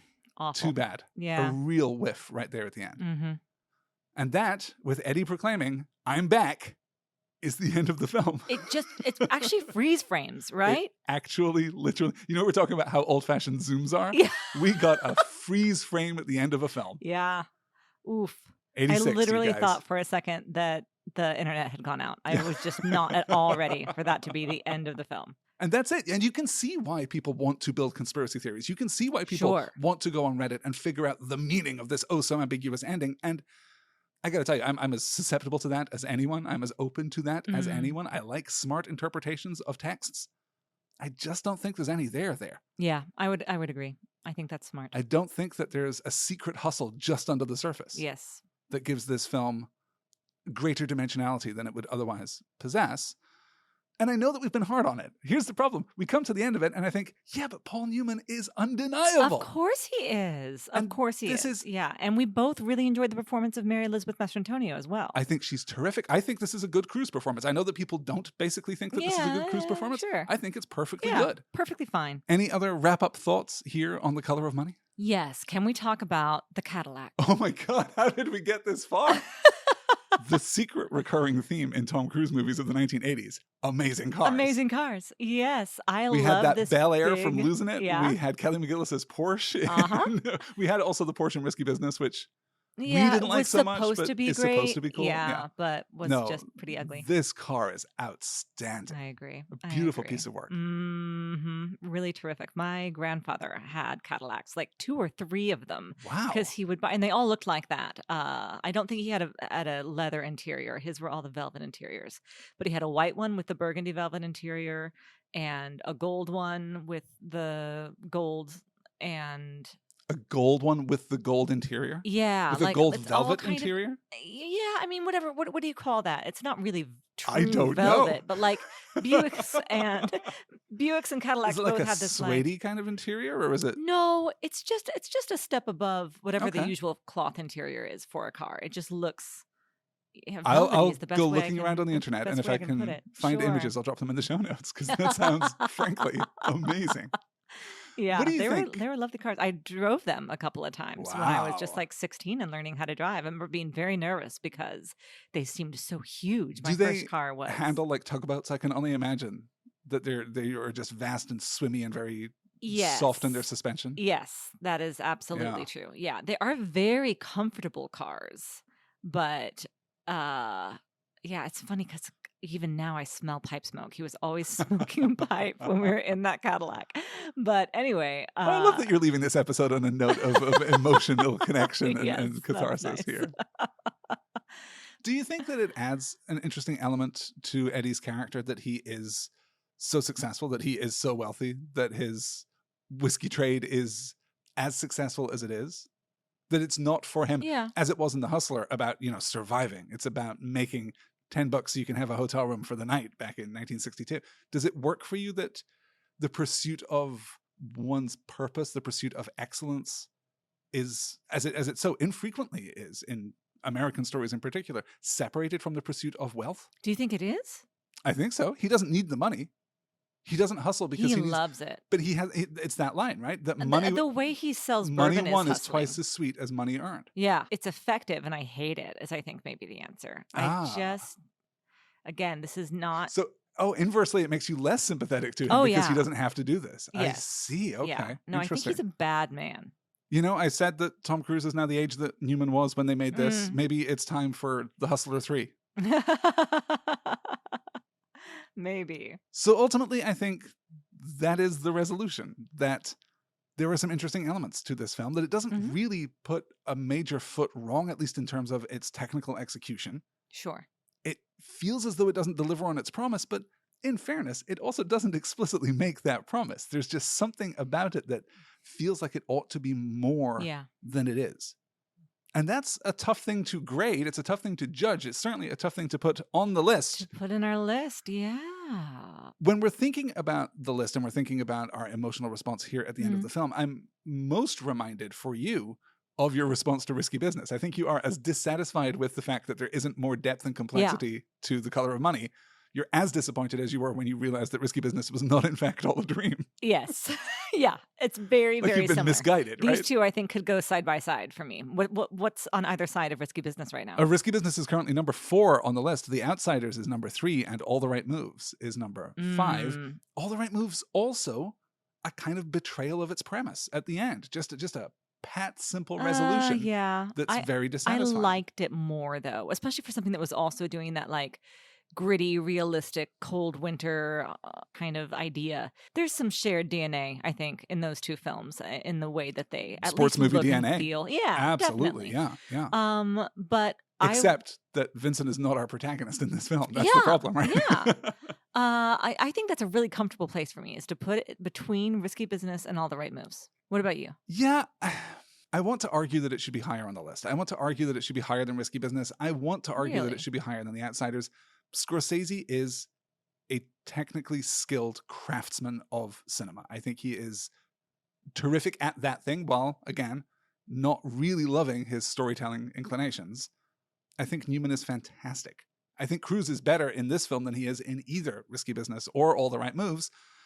But ultimately, I think you might be right. I think for me, it's either, right above or right below Risky Business. So if you're feeling that comparison with All the Right Moves more than you're feeling that comparison with The Outsiders? I mean, it's interesting. Scorsese and Coppola, like, we're both giving us this. I had such high expectations for you.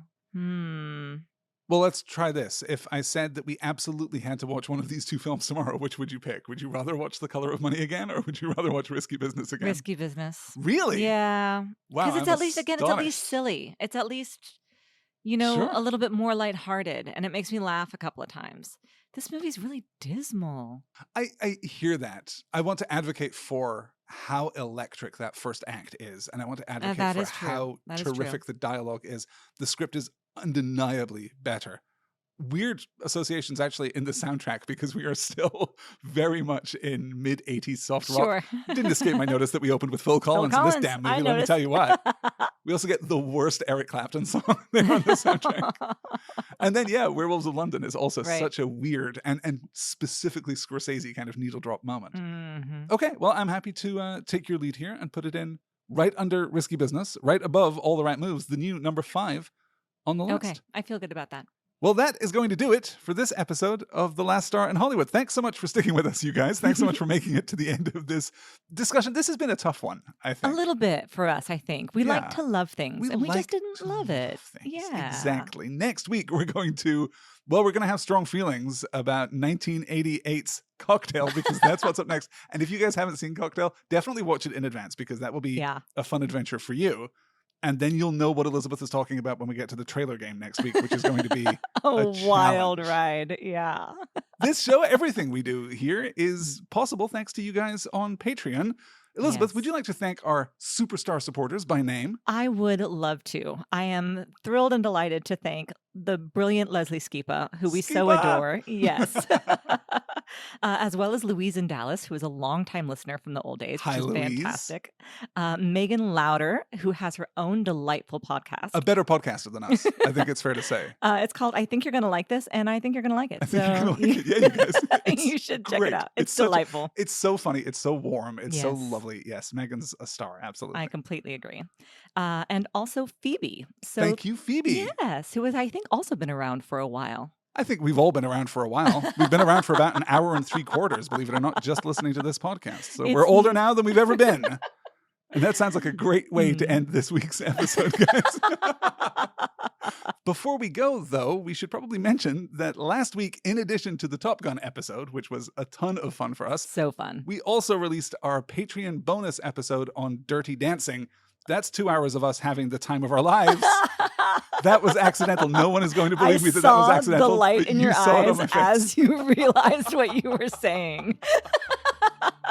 That podcast is available now over on the Patreon page. That's patreon.com/LastStarPod. That's going to do it for us. We'll be back next week with more with Cocktail. Until then, thanks for listening. Cheers.